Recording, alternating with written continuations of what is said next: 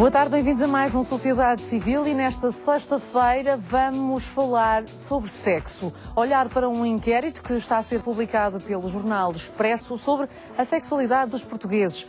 Connosco temos já especialistas na matéria, parceiros da Sociedade Civil, que vão responder também às suas dúvidas. Para já começamos com boas notícias, hoje com a escritora Manuela Gonzaga.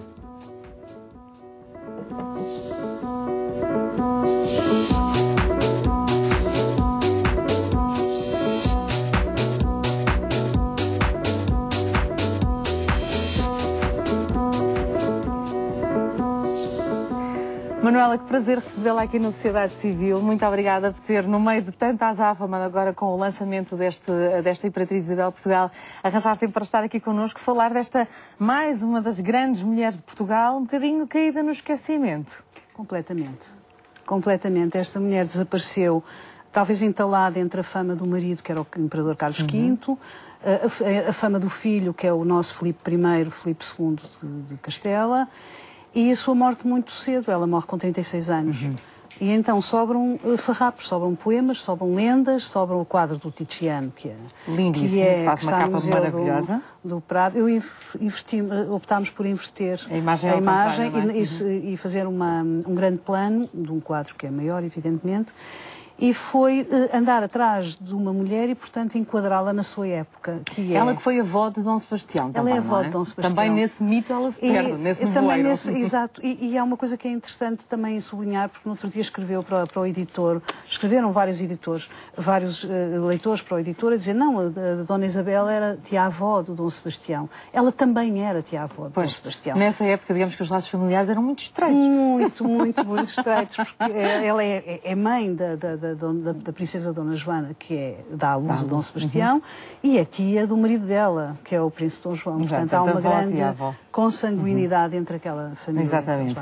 E Manuel, tenho de lhe perguntar o porquê da Dona Isabel, porque poderia, dentro deste, eu chamo-lhe romance, mas com muito carinho, porque é de facto uma grande pesquisa, 3 anos de trabalho, baseada em dados históricos, pesquisa muito científica, mas depois romanceado no sentido de as pessoas também, se calhar, mais facilmente se aperceberem da história desta mulher.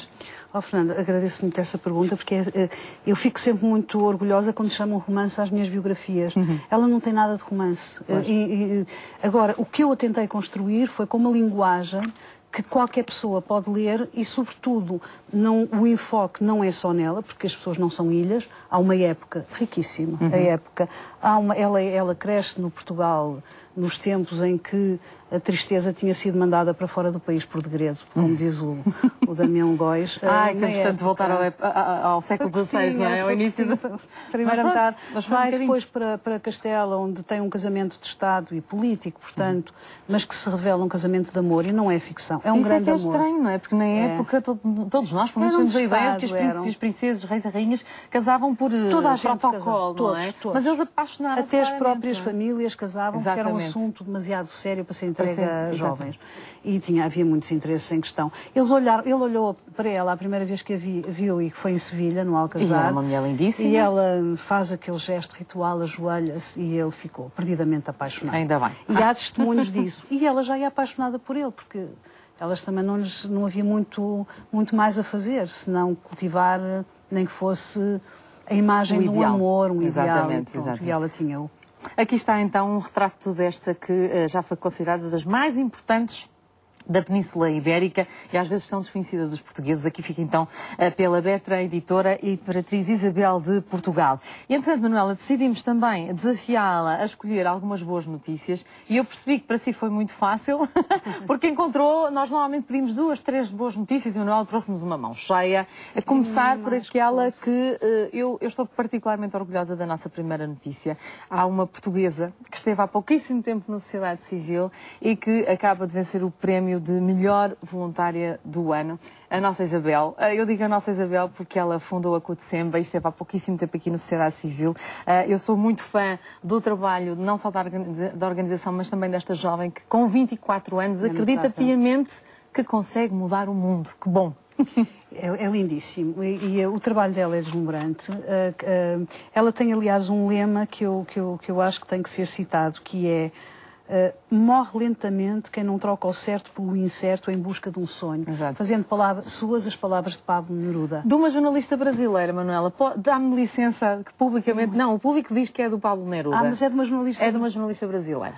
Fantástico. É verdade. Fica feita a emenda. Sabe porquê? Porque eu escrevi uma vez sobre esse texto e, Sim. pronto, velhos hábitos de velha jornalista quase, Sim, e liguei sim. para a Fundação Pablo Neruda a perguntar, porque eu desconfiava se eu conheço bem a obra dele, e perguntar Sim. se era dele, e eles disseram que não. É de uma jornalista brasileira. Portanto, então tem que fica ser aqui emendado. Outra boa notícia. Outra boa notícia, exatamente. O Pablo Neruda é mais ou menos como aquela história das pedrinhas e do castelo do Fernando Pessoa. Sim, já sim, a casa sim. Fernando Pessoa disse que não é de todo Fernando Pessoa. Portanto, fica aqui desde já esclarecido. Fica esclarecido. Mas a frase é brilhante na mesma, não é? Brilhante, e acho que todos nós devíamos tê-la por Sem diário. dúvida. Porque, de facto, nós estamos na vida para viver. Morre lentamente quem só se dá ao trabalho de respirar. E quem não tem um sonho. E esta menina, que é de Famalicão, vai para Moçambique e ela passa a dizer: eu vou para casa quando fala da África. E vai para casa trabalhar e lutar por estas crianças tão necessitadas, e ao mesmo tempo também percebe-se que nestas ações e com estas pessoas, o amor imenso que elas recebem, percebe-se porque é que dizem vão para casa, porque não há nada, não há dinheiro que pague. Sem dúvida. 24 anos, a Isabel Fernandes, então, os nossos parabéns. Ela que vai receber o Prémio Europeu na categoria de melhor voluntário.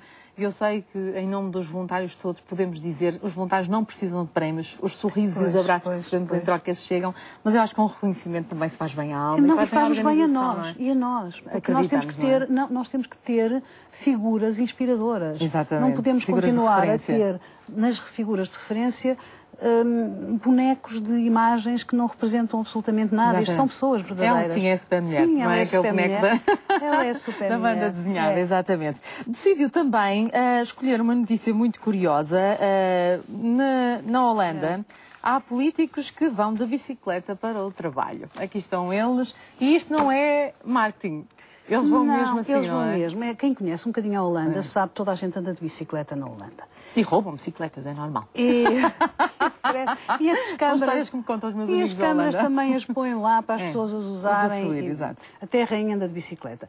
Mas o que eu acho curioso, eu acho que esta imagem nos devia fazer pensar muito, muito, é que nós temos uma classe política em Portugal que ainda tem um bocado de medo das aparências. Eu penso, não vou sequer citar o político português em questão, porque acho que ele um dia, quando pensar melhor, há de perceber que se enganou um bocadinho quando achou que é através do carro de cilindrada que os políticos usam que o seu papel é cumprido, e não é por aí. Pois não. E os políticos holandeses sabem que estão sob escrínio constante dos eleitores. Exatamente. Então... Sabem que estão a trabalhar para e com a população, e sabem tão bem ou tão mal que as pessoas votam, massivamente votam.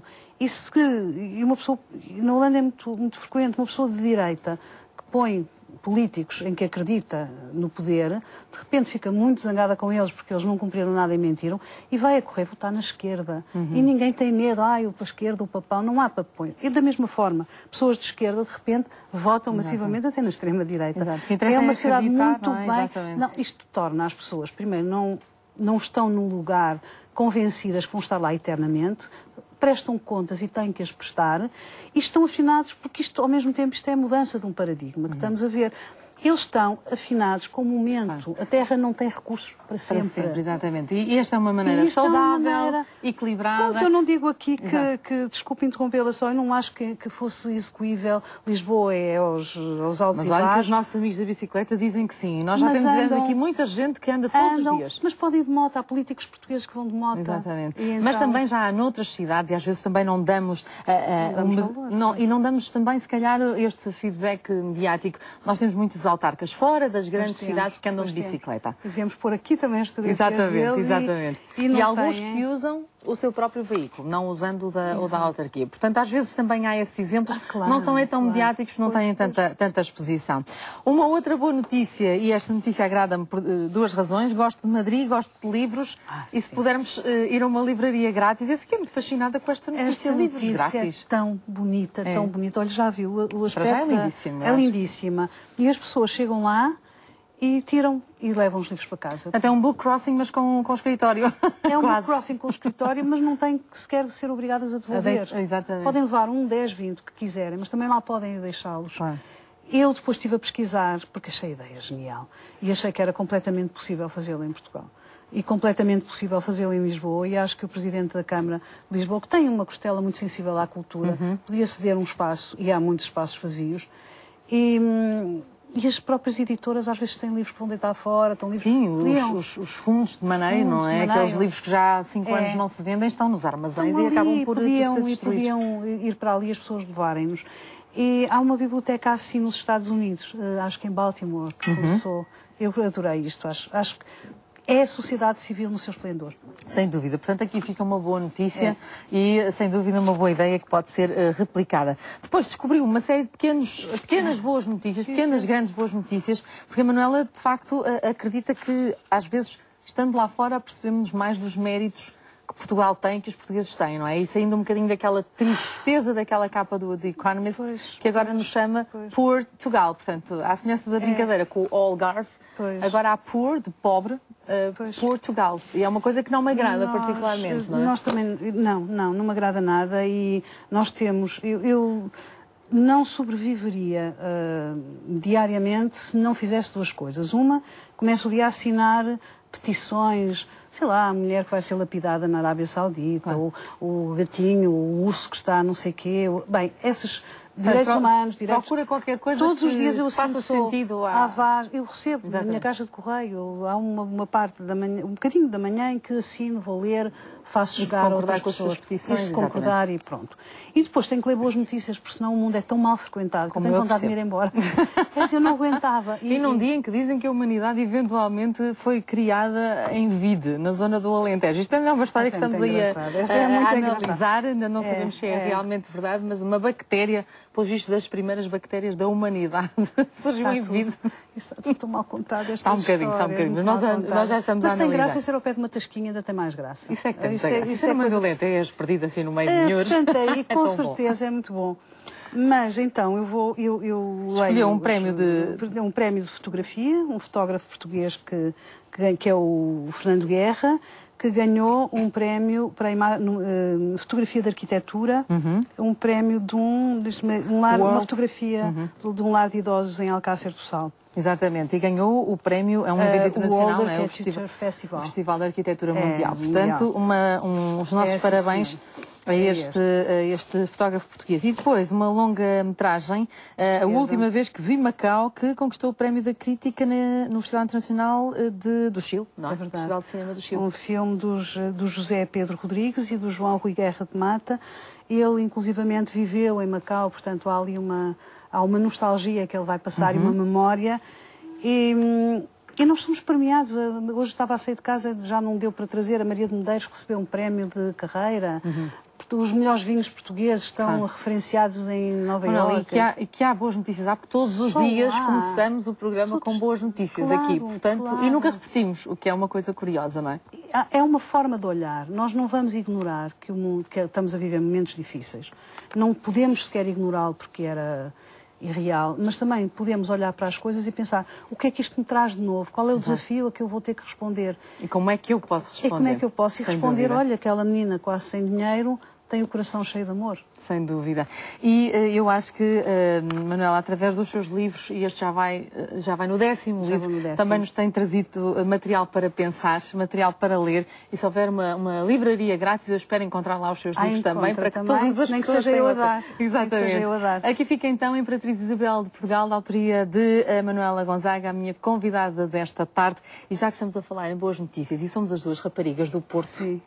O inquérito, com que começamos o nosso programa, dá muito boas notícias em relação à cidade invicta. Fica atenta, Manuela. Vamos falar de sexualidade dos portugueses. É um estudo publicado pelo jornal Expresso.